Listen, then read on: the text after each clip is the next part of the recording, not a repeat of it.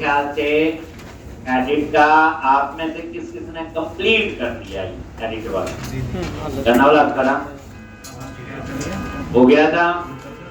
चलो controller, employ controller, और हम लोग कहाँ लिख रहे थे? एडिट के लिए यही बनाया था। Right click, go to view, simple design सारा था। सिर्फ डिपार्टमेंट और डेजिग्नेशन के लिए क्या लगाने थे बोलो? Drop down. ठीक, कैसे? @html dot drop down list for m dot department ID comma क्या लिखना आगे बोलो? न्यू, क्या लिखोगे? New select list, new select list, और यहां पे सिलेक्ट लिस्ट में क्या आएगा बोलो? डिपार्टमेंट के लिए view back tab list, view back tab list, comma फिर आएगा वैल्यू, कॉमा फिर आएगा, तो यहां पे कॉमा वैल्यू में आपका आ गया आईडी, और यहां पे आपका आ गया नेम।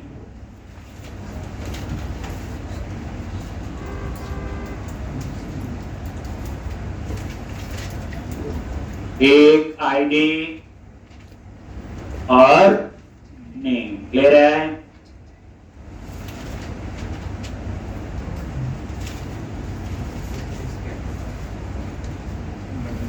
आईडी और नेम।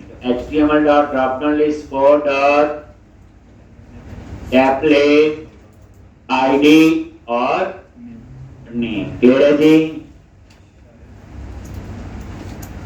कॉमा फिर जो डिस्प्ले होता है पहली आइटम क्या लिखते हैं यहाँ पे? Select department. ठीक, क्या लिखोगे? सेलेक्ट डिपार्टमेंट,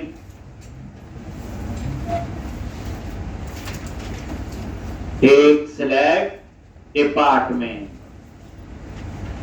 और उसके बाद comma new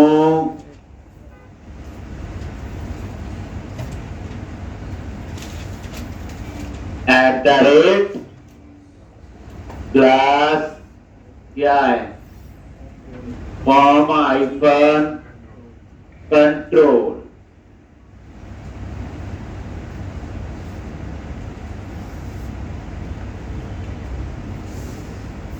comma icon control,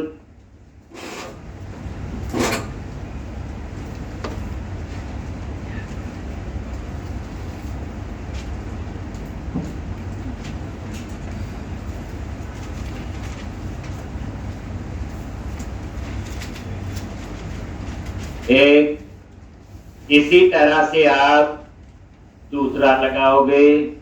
यहीं पे नीचे आ जाओ, और ये डेजिग्नेशन के लिए यही होगा, और यहाँ पे ये देखो क्या चेंज करेंगे बोलो? डेजिग्नेशन आईडी, और यहाँ पे भी क्या चेंज होगा बोलो? डेजिग्नेशन आईडी, यहाँ पे भी क्या चेंज होगा? डेजिग्नेशन आईडी, क्लियर है? और उसके बाद व्यू बैक टैब लिस्ट की जगह क्या आ जाएगा? DSG लिस्ट, और उसके बाद आईडी नेम ठीक होगा, और यहां लिखेंगे डेजिग्नेशन, ठीक, और आगे फॉर्म हाइफन कंट्रोल, ठीक। ये आपने पूरा देख लो एक बार ये।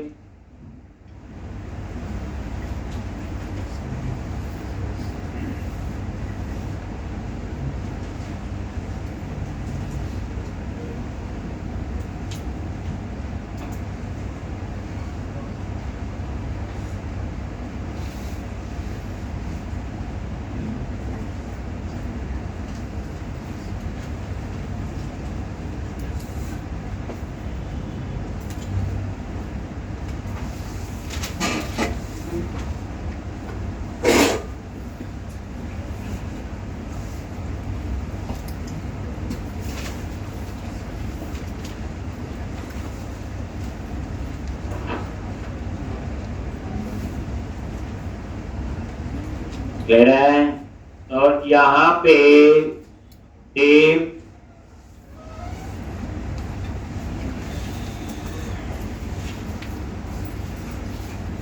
तो उसके बाद आपने एक बटन लगाना है, कौन सा, सबमिट का, form hyphen group input type submit value is equal to update class btn hyphen primary form hyphen control.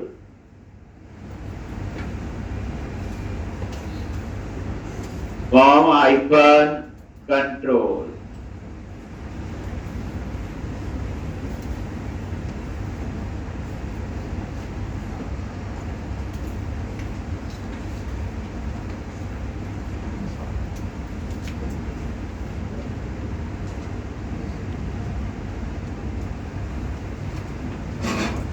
एक फॉर्म हाइफन कंट्रोल, ठीक।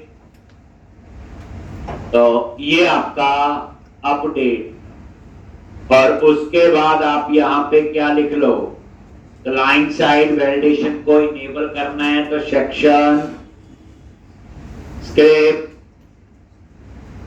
ठीक, और यहां पे सेम जो आपने कहा लिखा हुआ क्रिएट में, ठीक।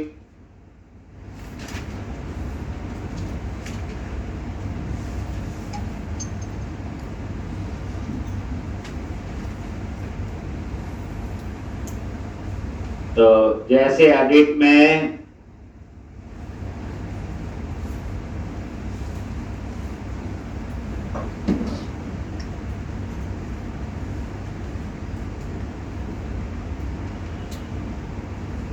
दे रहा है,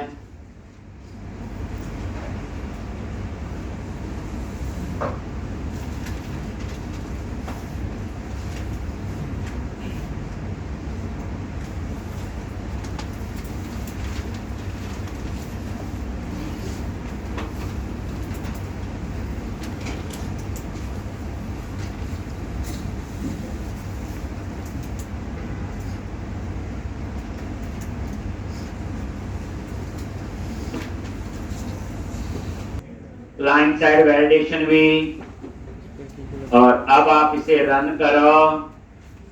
कोई सिंपल सा कोड था, नहीं की जाएगी तो उस पर टाइम लगाएंगे।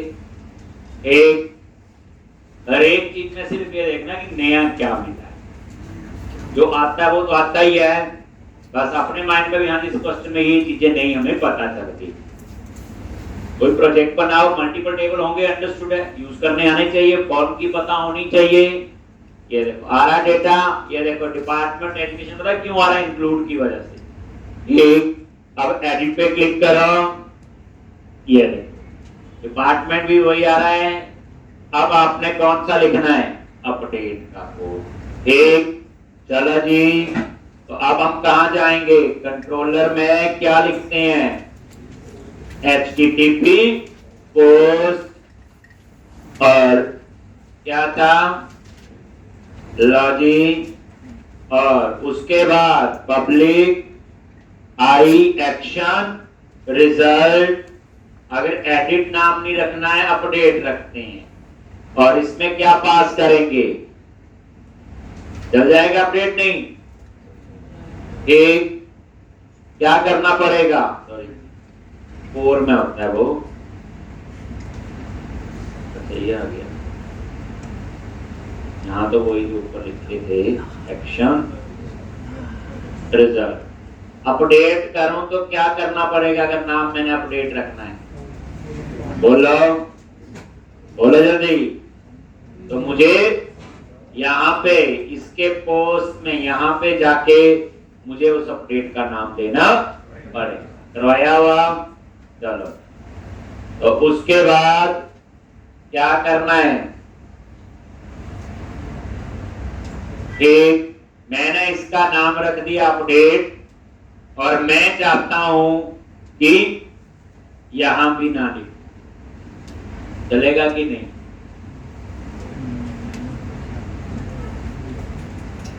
जैसे हमारे पास इंट्रो में पूछे एक्शन सेलेक्टर होते हैं, क्या होते हैं इन एमपीसी, क्या होंगे एक्शन सेलेक्टर, ठीक, थोड़ा सा नहीं डालें। तो उसमें क्या करना होता है, एक्शन सेलेक्टर 3 होते हैं, number 1 action name, number 2 no action, और नंबर 3 एक्शन वर्ब। एक 3 होते हैं, इंटरव्यू में पूछते हैं कई बार कौन कौन से एक्शन सेलेक्टर है, 3, एक्शन नेम, नो एक्शन और एक्शन वर्ब, ठीक। देखो अगर मैं इसके ऊपर यहां पे एक, अगर मैं यहां लिख दूं एक एक्शन नेम और नेम में लिख दूं मैं एडिट, लो, तो एक्चुअल में क्या होगा, इसको एडिट नाम से ही ढूंढे, और ये नाम चाहे मैं अपडेट रख दूं चाहे अपना नाम लिख। तो मैंने क्या किया, एक्शन का नाम ये रख, एक चले, चलो रुको थोड़ा, नहीं तो यहां गड़बड़ी हो जाएगी। तो तरीके से समझाता हूं आपको,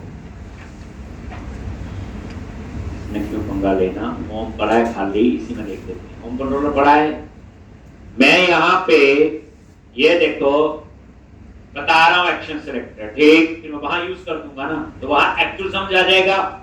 बट यहां पे पब्लिक क्या लिखते हैं, नॉर्मल एक्शन, एक्शन रिजल्ट, और मैंने लिखा इसका नाम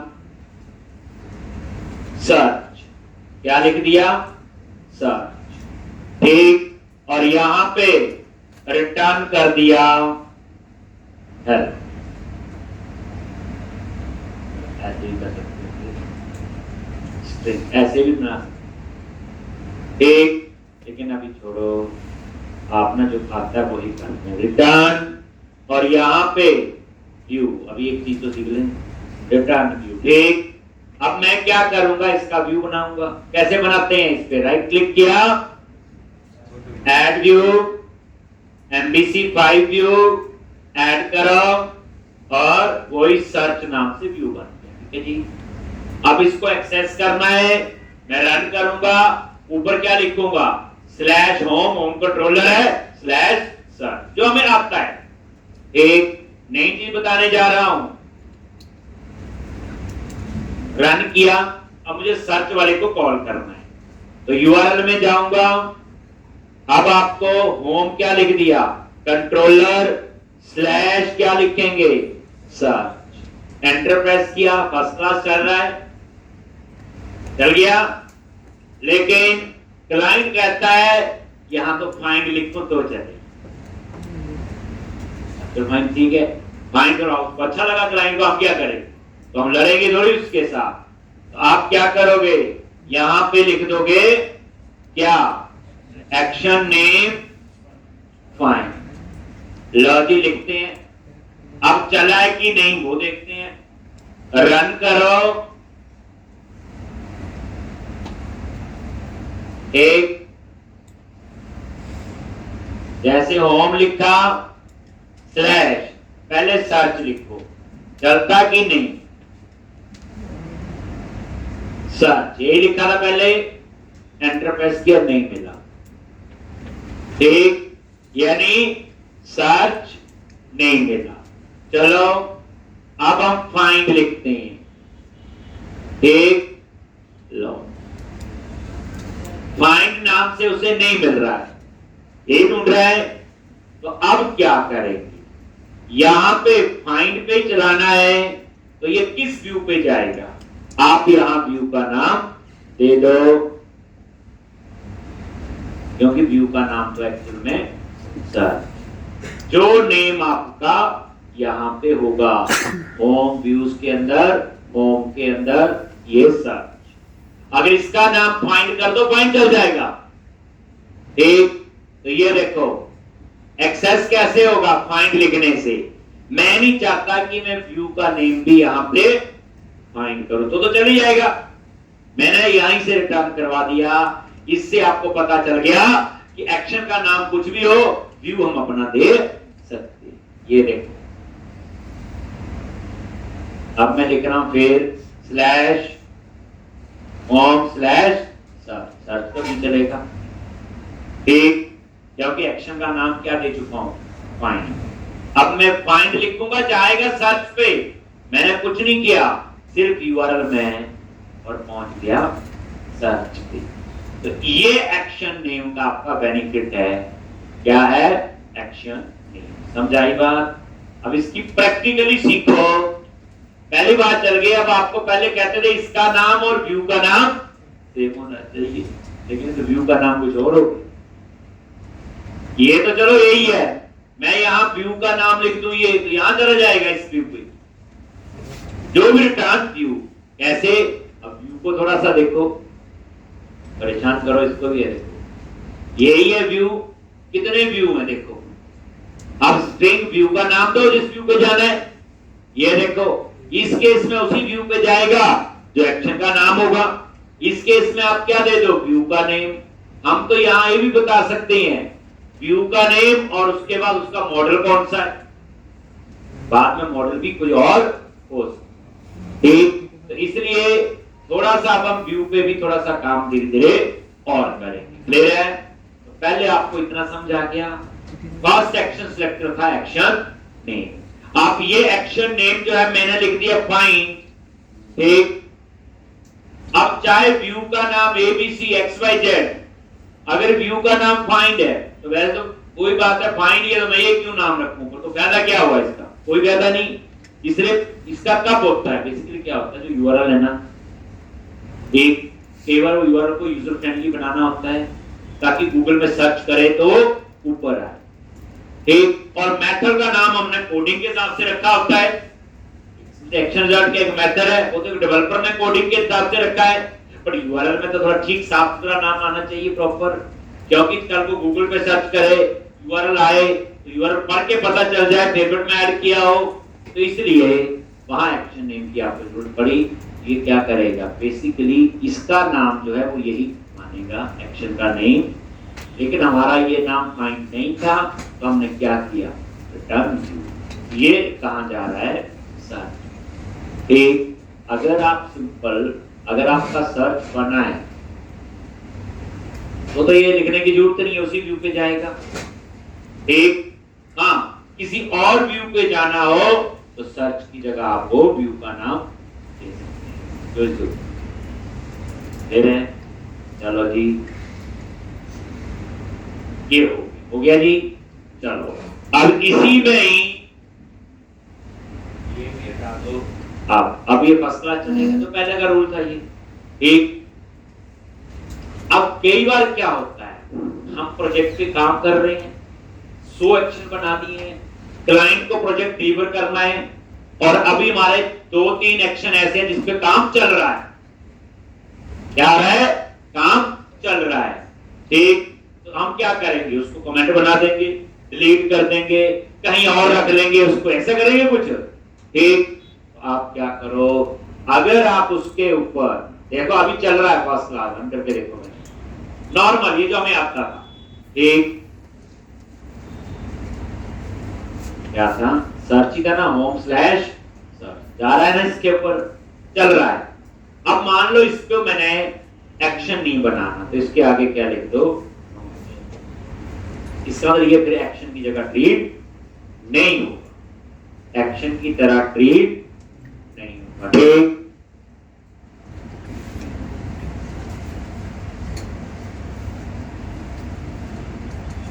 आप रन करो।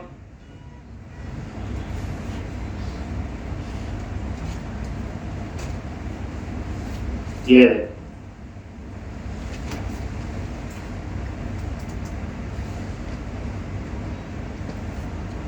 सॉरी, अब आगे मैं लिखूं होम, क्या था सर्च ना, अब नहीं चल रहा है। क्यों नहीं चला? क्योंकि ऊपर क्या लिख दिया मैंने, जाके बाद एक्शन वर्ब तो वही होते हैं, हम पोस्ट यूज करते हैं, पोस्ट गेट वगैरह, वो तो हम कई बार यूज करेंगे, तो उनको पढ़ते रहेंगे। दो चीजें तो आप याद रख लो, एक्शन नेम और नो एक्शन। जैसे आपको लगता है अगर एक्शन बना दिए 5 के आगे काम होगा तो उनके ऊपर नो एक्शन लगा दो, ताकि वर्ड में कोई लिखे तो वो काम समझाया जी।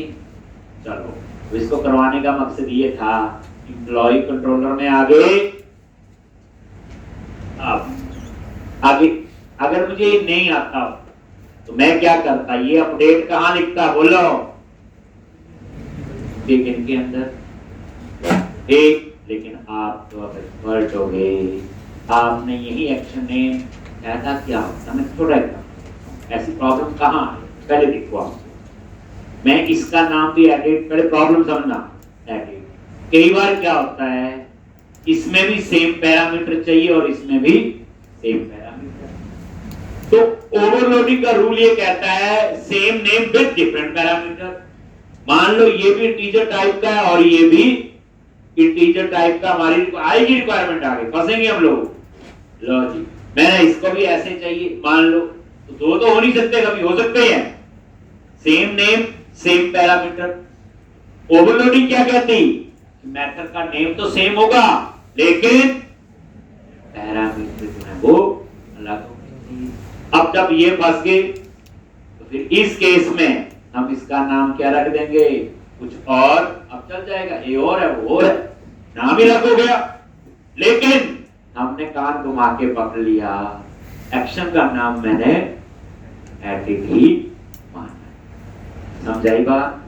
एक तो इसलिए अभी तो यही है, इसलिए हमने इस प्रॉब्लम के लिए हमने सोल्यूशन भी मिल गया, नई चीज भी मिल गई, और बाकी कोड तो आपको पता है क्या लिखेंगे, एम्प्लॉय नल, नल है तो क्या करे, रिटर्न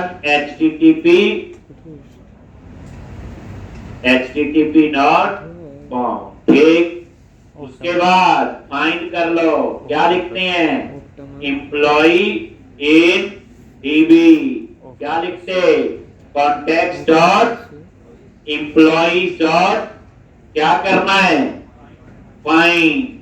ठीक, और यहां क्या पास कर दोगे, एम्प्लॉय डॉट आईडी, इस पे इसको फाइंड करेगा, फिर चेक करेगा इफ एम्प्लॉय इन डीबी, अगर ये नल है रिटर्न http नॉट फाउंड, अगर है तो फिर चेक करेंगे क्या, मॉडल सर्वर साइड की validation, model state dot is valid, valid है तो क्या काम करे, update, employ DB name update, और राइट हैंड साइड पे जो एम्प्लॉय है ये कहां से आ रहा है, इससे, और यहां पे एम्प्लॉय इन डीबी, नेम के बाद address, employ dot address, employ in dB,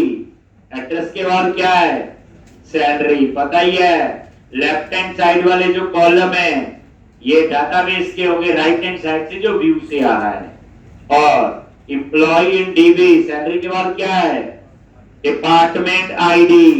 देखो डिपार्टमेंट तो चेंज हो ही सकता है ना बंदे का, हो सकता कि नहीं।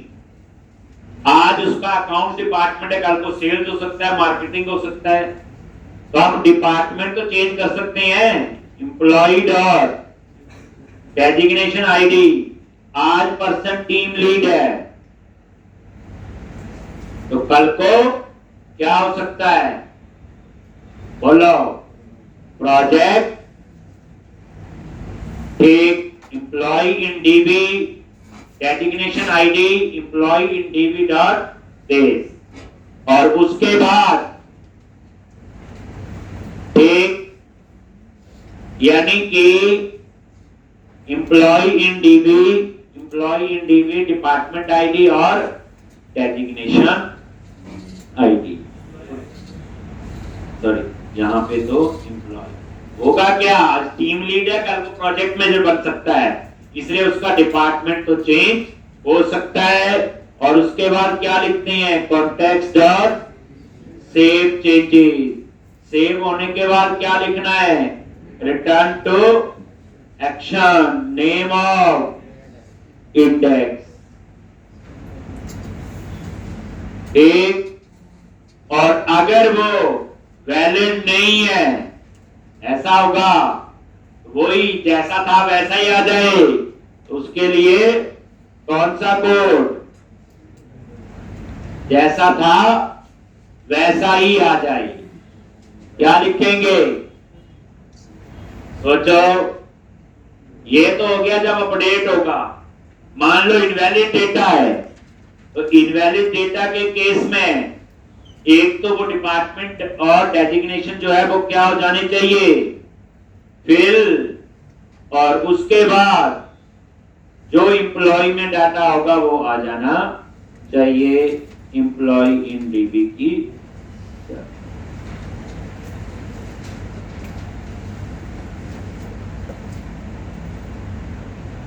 एक ही बात है, जो एम्प्लॉय में है वो आ जाना। एम्प्लॉय इन डीबी में वो ये वो भी लिख देता तो भी चली जाना था। ये पता लगा ना क्यों, जब जावास्क्रिप्ट डिसेबल्ड होगी, सर्वर साइड की वैलिडेशन चलेगी, सर्वर की चलेगी, तो कहां जाएगा ये हेल्प।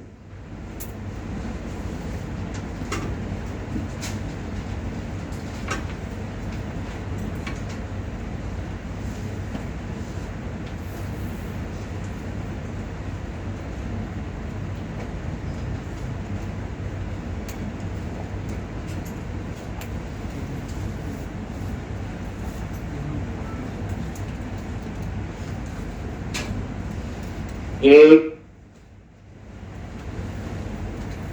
अब आप इसे रन करो,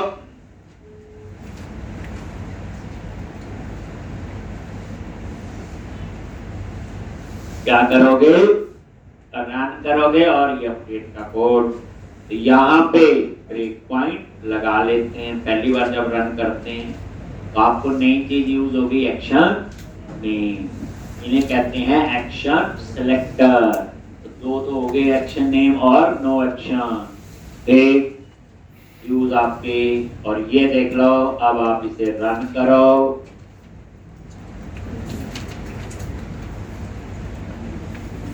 अब उसके बाद ये देखो एडिट करोगे, अमित कुमार राणा कर दिया जी, डिपार्टमेंट सेल्स की जगह मार्केटिंग, टीम लीड की जगह प्रोजेक्ट मैनेजर, अपडेट आ गया जी। और यहाँ पे एम्प्लॉय में देख लो क्या क्या इंफॉर्मेशन आई है, एड्रेस मोहाली, ठीक है, डिपार्टमेंट आईडी 3 आ गया, डेजिग्नेशन आईडी 1, ये इसका अपना आईडी आ गया जो प्राइमरी की कॉलम है, ये नाम और ये सैलरी, ठीक आ रहा है सारा, नल भी नहीं है, एग्जिस्ट भी करता है, वैलिड है, और ये सारा सेव हो गया। और उसके बाद एक एल्स में तब कभी जाएगा, ये राना, और ये भी सेव। क्लियर है जी, ये कोड था आपका, कौन सा था, क्लियर है। अब आपका कोड आएगा कौन सा, ये डिपार्टमेंट के स्पेलिंग गलत है, इसको ठीक कर लेते हो। इंडेक्स पे जाओ,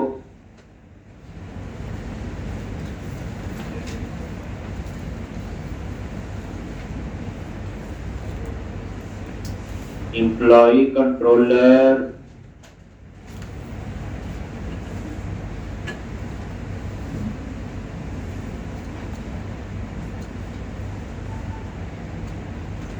और यहाँ पे डिपार्टमेंट। ठीक, अब हमने बनाना है डिटेल का कोड। कौन सा कोड? डिटेल का। ठीक, तो यहाँ पे आ जाओ, पब्लिक एक्शन रिजल्ट, क्या नाम रखेंगे? डिटेल्स। एक, और इसमें भी एक पैरामीटर पास करेंगे, आईडी। ये नॉर्मल फाइंड का कोड है। ये डिटेल्स कहां से पता चलेगा?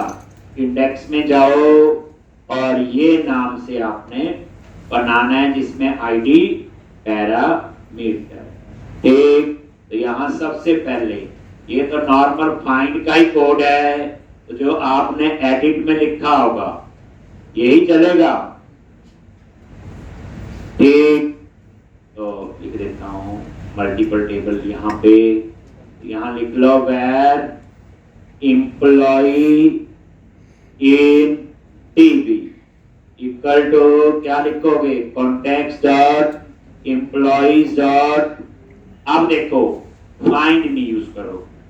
फाइंड इसलिए नहीं क्योंकि यहां मुझे दूसरे टेबल से डाटा चाहिए। यहां मैंने आपने नोटिस किया होगा, मैंने फाइंड है, ये सारे कॉलम उसी टेबल के हैं, एम्प्लॉय टेबल में ही है। वहां तो डिपार्टमेंट का नेम चाहिए होगा, डेजिग्नेशन का नेम दूसरे टेबल से आएगा। तो फाइंड की जगह क्या यूज करोगे? बोलो फर्स्ट और डिफॉल्ट। और यहाँ पे क्या है? ई डॉट आईडी, और जो आईडी आप ऊपर पास कर रहे। क्लियर है जी? ये कर रहे फाइंड। अब यहाँ पे ये रीड करना है, एंटर प्रेस करना है। अब यहाँ पे क्या लिखना है? Employ in DB equal to null, तो लिख दिया रिटर्न http डॉट फाउंड, हो गया। और उसके बाद सॉरी, यहाँ पे हम ये लिखना भूल गए, डॉट क्या? इंक्लूड। इससे पहले करना पड़ेगा नहीं, क्योंकि मुझे डिपार्टमेंट का नेम भी चाहिए है। तो डॉट क्या लिखते हैं? इंक्लूड। क्या लिखना होगा? ई गोज टू ऑपरेटर, ये हो गया डिपार्टमेंट के लिए। डॉट इंक्लूड एक e goes to operator, e dot क्या आएगा? डेजिग्नेशन डॉट फर्स्ट और डिफॉल्ट। तो ये देख लो, ये नीचे एंटर प्रेस कर दिया, और ये भी, और ये ऐसे। समझ आ गया? ये अगर ये नल है तो ये काम करेगा, अगर नल नहीं है तो क्या करो? यू को रिटर्न करवा दिया एम्प्लॉय इन टीबी। और यहां पे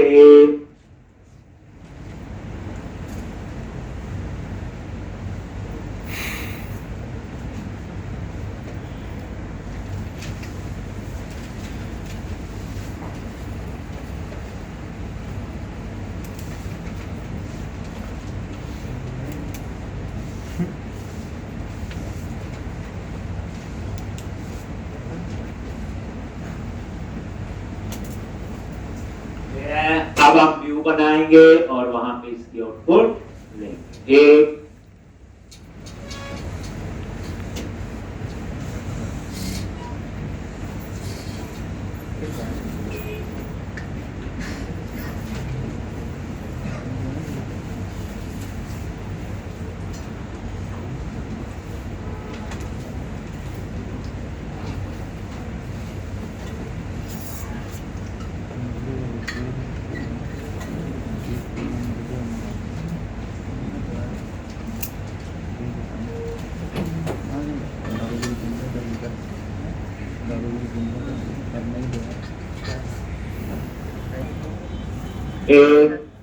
और right click, add view, MVC5 view add कर लो और कोई व्यू का नेम ले रहा है, लिख लिया ये इतना। और अब आप इसका व्यू बनाओ डिटेल्स डॉट CSH। ठीक, तो अब आप लोग डिटेल्स पे आ गए और यहाँ पे सबसे ऊपर क्या लिखते हैं बोलो, एक, और यहाँ पे मॉडल डॉट एम्प्लॉय, और यहाँ पे एम्प्लॉय डिटेल, और यहाँ पे क्लास कोई भी टैक्स हाइफन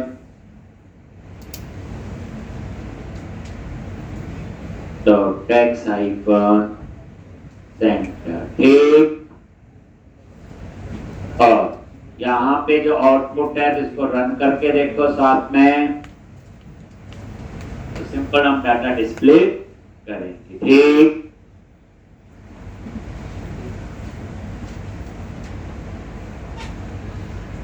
ये देख लो डिटेल पे आगे यहाँ पे।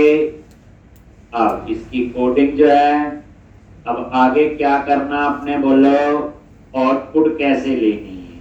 आउटपुट मैंने लेनी है एक टेबल में, क्लास कैसे अप्लाई होती है बूटस्ट्रैप इसके ऊपर पता ही है, table hyphen stripe, table hyphen border, table hyphen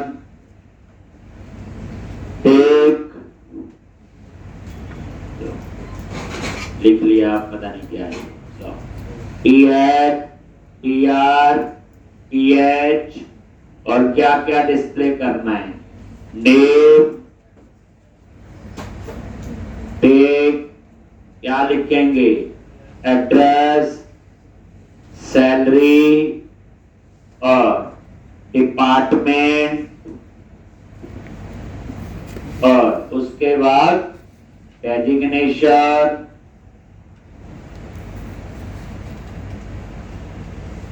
ये लो की बॉडी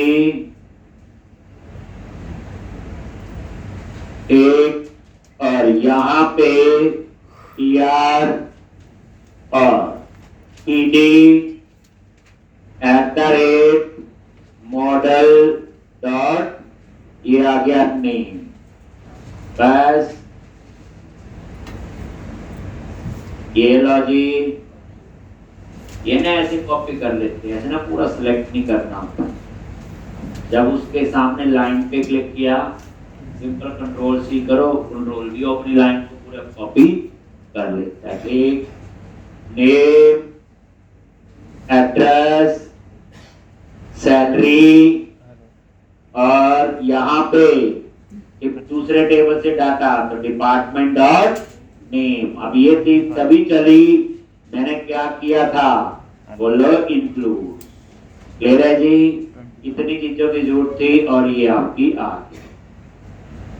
आप ये देख लो, इस पे क्लिक करोगे उसकी डिटेल ऐसे आ जाएगी, रिफ्रेश करके भी आप लोग चेक कर सकते हो। आ गई, यहाँ पे एडिट का बटन लगा लो और बैक टू प्लेस। उसके बाद ये देखो, इस टेबल के बाद HTML डॉट एक्शन लिंक, और यहाँ पे बोलो back to place comma index, और दूसरा उसी के नीचे @HTML डॉट एक्शन लिंक, और यहाँ पे टेक्स्ट भी एडिट, और ये देखो comma new ID is equal to model dot ID।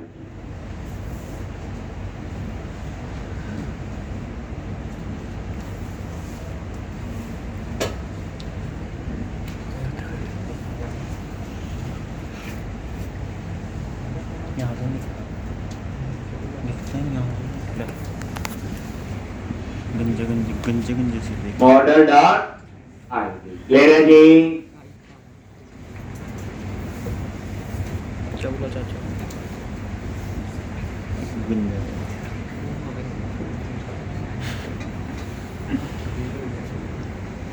तो रिफ्रेश करो, ये देखो बैक टू लिस्ट तब भी चल रहा है, एडिट करोगे तो भी चल रहा है। यहाँ भी बैक टू लिस्ट बाद में आप लोग लगा देना एडिट वाले।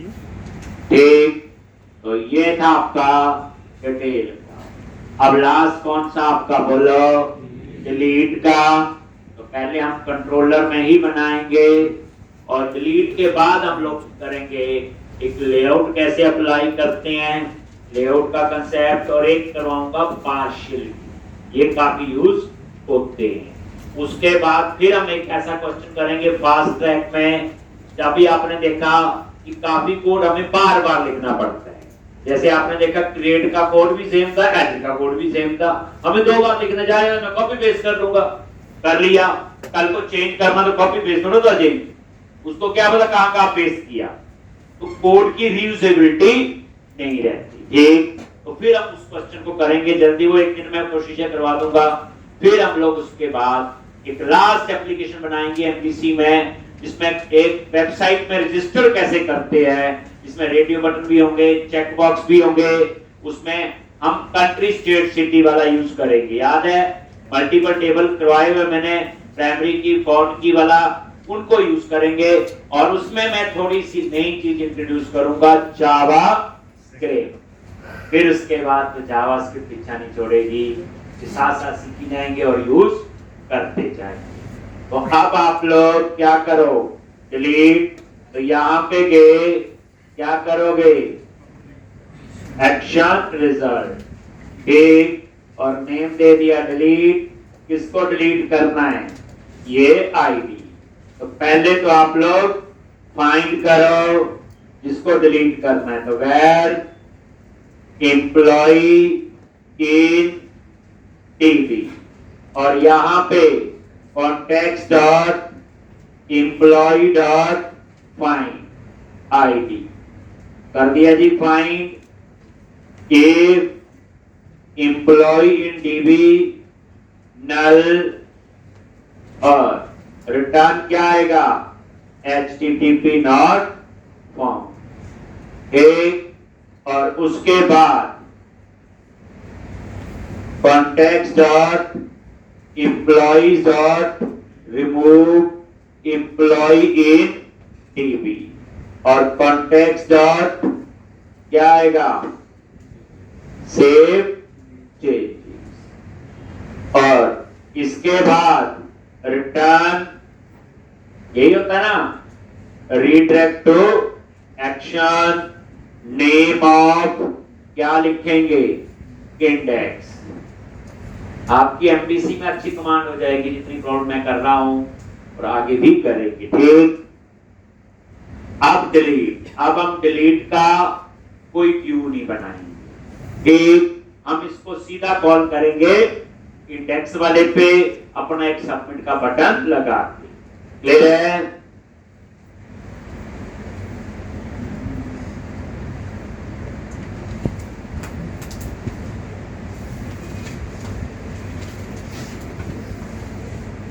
एक, अब क्या करना आपने, बोलो,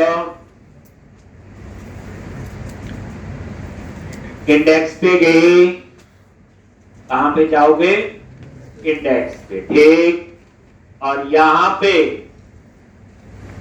ये डिलीट वाला जो लिंक है इसको क्या करो, कमेंट बना दिया, हटा दो, डिलीट कर दो, अब तो आपको पता है सारा। और इसकी जगह आपने सिंपल क्या लिखना है, इनपुट टाइप, बोलो, submit, value is equal to delete, और क्लास दे दी ptn हाइफन लिंक, ताकि उसकी लुक थोड़ी हाइपर लिंक जैसी बने। और उसके बाद ऑन क्लिक में आप जावास्क्रिप्ट का एक मेथड है कंफर्म, तो ऑन क्लिक, और यहां पे रिटर्न, और ये आपका कंफर्म,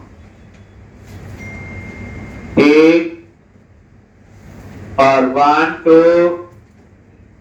delete data, एक 1 to delete data, और ये आपने कर दिया। क्लियर है जी? तो on click return confirm, 1 to delete data, ठीक।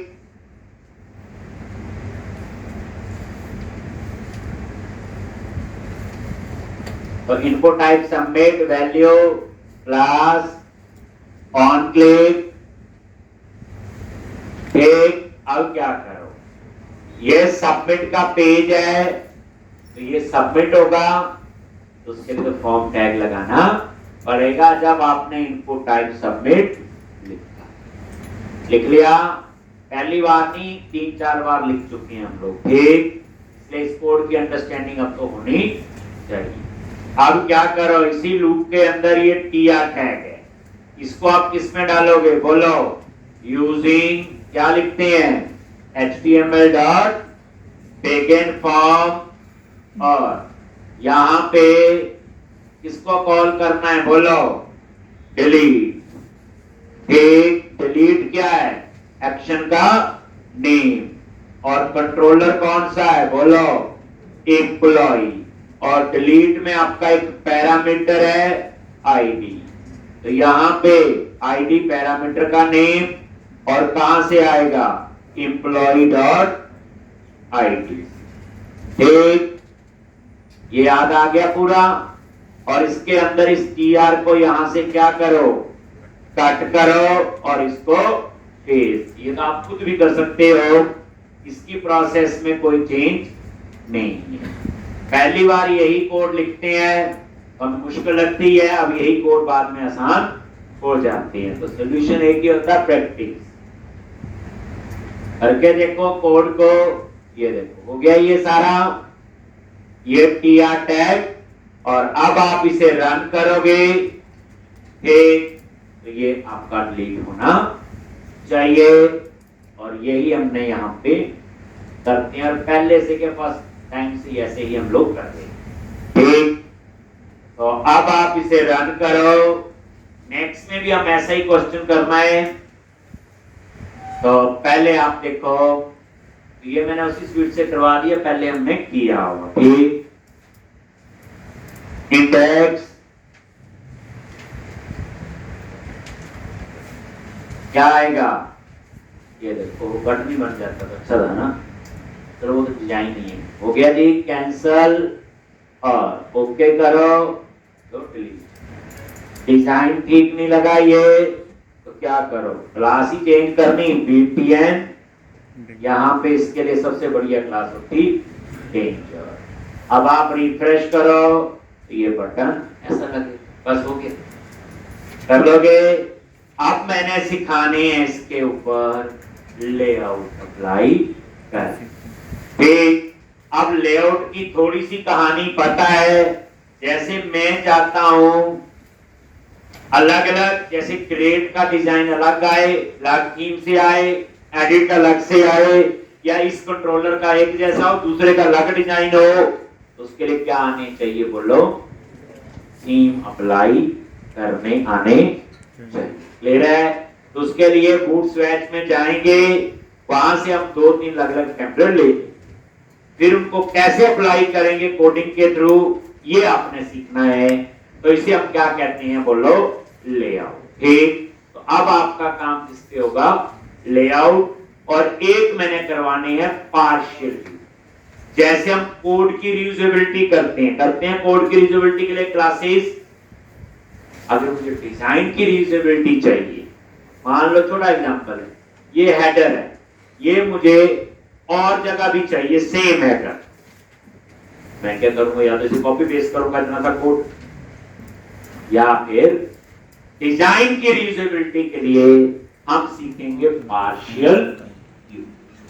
एक यानी कि जो डिजाइन है, वोटिंग की रीयूजेबिलिटी तो क्लासेज होती है, डिजाइन की रीयूजेबिलिटी के लिए हम पार्शियल व्यू का कंसेप्ट सीखेंगे। ये दो चीजें मैंने कल इसमें ही करवानी है। एक मैंने बता दिया एक्शन नेम और